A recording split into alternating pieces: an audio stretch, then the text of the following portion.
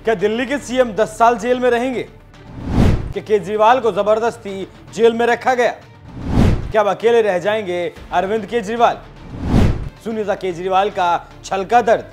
नमस्कार, मैं हूं आपके साथ अभिषेक कुंडी। दिल्ली के मुख्यमंत्री पिछले 40 दिनों से ज्यादा हो चुके हैं वो सलाखों के पीछे हैं, लेकिन पत्नी सुनीता केजरीवाल पति की गैर मौजूदगी का किसी को भी एहसास नहीं होने दे रही। हाई कोर्ट से लेकर सुप्रीम कोर्ट तक में तमाचा खाने के बाद भी पूरी आम आदमी पार्टी केजरीवाल को कट्टर ईमानदार दिखाने की पूरी कोशिश कर रही है, लेकिन असर कुछ नहीं दिख रहा। जनता लगातार सच्चाई से रूबरू हो रही है। नेता साथ छोड़कर अब जाने लगे हैं। साथ ही पार्टियों के नेता भी केजरीवाल को भ्रष्टाचारी बताकर भागने लगे हैं, लेकिन सुनीता केजरीवाल पति को ईमानदार बताकर सहानुभूति बटोरने की कोशिश कर रही हैं और कोई मौका नहीं छोड़ना चाहती। अब देखना होगा कि जो थोड़ी बहुत सहानुभूति मिल रही है वो वोटों में तब्दील होती है या फिर नहीं, क्योंकि पार्टी ने केजरीवाल की गिरफ्तारी को वोटों से भुनाने की भरपूर कोशिश की और बीड़ा उठाया है सुनीता केजरीवाल ने। देश भर में वो लोकसभा के चुनाव का प्रचार कर रही हैं और इसी कड़ी में सुनीता केजरीवाल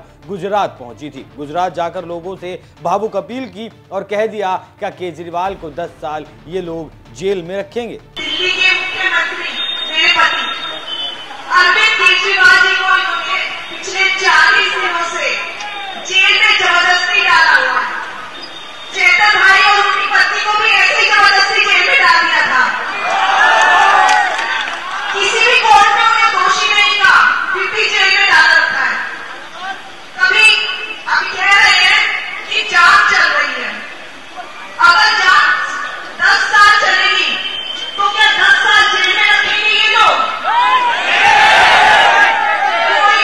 कोई आदमी पहले तब जेल जाता था जब उसको कोई भी अदालत दोषी साबित करती थी। अभी क्या हो रहा है? अभी एक नया सिस्टम लाए हैं, उसमें जब तक जांच चल रही है, जब तक मुकदमा चल रहा है, जेल में रखेंगे। तो सुनीता केजरीवाल को बता दें कि उनके पति ने ईडी के 9 समन की धज्जियां उड़ाई थी और केजरीवाल एक प्रभावी व्यक्ति हैं, जांच को प्रभावित कर सकते हैं, इसलिए जेल से बाहर आना उनका मुश्किल नजर आता है। सुप्रीम कोर्ट के कुछ वकीलों से जब हमने इस बारे में बात की तो पता चला अगर केजरीवाल पहले, दूसरे या फिर तीसरे समन पर भी ईडी के सामने पेश हो जाते तो हो सकता था केजरीवाल को अंतरिम बेल मिलने में आसानी होती। ईडी अदालत के सामने कह सकती थी कि हाँ वो समन पर पेश हुए थे, लेकिन जब केजरीवाल ईडी के सामने पेश नहीं हुए, ऊपर से हर समन पर बहानेबाजी अलग करते रहे। ईडी का कहना है कि केजरीवाल एक मुख्यमंत्री हैं, एक प्रभावी व्यक्ति हैं और वो सबूतों और गवाहों से छेड़छाड़ कर सकते हैं, उन्हें प्रभावित कर सकते हैं। साथ ही जब 21 मार्च को केजरीवाल को गिरफ्तार किया गया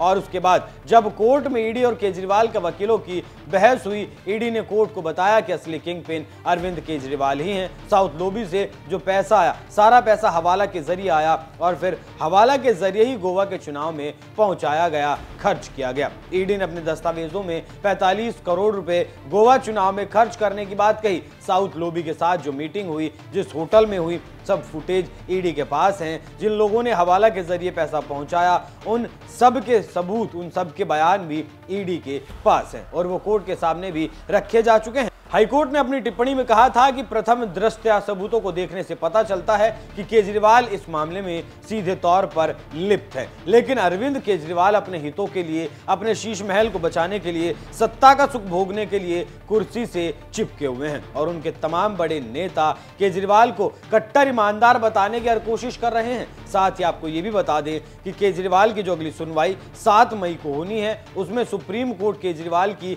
अंतरिम जमानत पर सुनवाई कर सकता है, क्योंकि कोर्ट ने ईडी से कहा है कि इस अंतरिम जमानत की सुनवाई के लिए आप तैयार होकर 7 मई में कोर्ट आए। कोर्ट का कहना है कि केजरीवाल अपनी पार्टी के संयोजक हैं, लोकसभा चुनाव चल रहे हैं और इस बात को आधार मानकर केजरीवाल को अंतरिम जमानत दी जा सकती है, उस पर सुनवाई की जा सकती है। ध्यान रहे अंतरिम जमानत पर, क्योंकि 25 मई को दिल्ली में चुनाव होना है, तो देखने वाली बात होगी कि होता क्या है 7 मई की सुनवाई में। केजरीवाल की अगली सुनवाई में केजरीवाल को जमानत मिलती है या नहीं, या फिर केजरीवाल जेल में ही लंबे वक्त तक रहते हैं, जैसे मनीष सिसोदिया को तकरीबन 14 महीने से ज्यादा का वक्त हो चुका है। सत्येंद्र जैन को 2 साल से ज्यादा बीत चुके हैं। तो इस मामले में 7 मई की जो तारीख है वो बेहद ही अहम रहने वाली है। वैसे आपको क्या लगता है, क्या 7 मई को अरविंद केजरीवाल को जमानत मिल सकती है या फिर नहीं? अपनी राय हमें कमेंट कर जरूर बताएं। नमस्कार।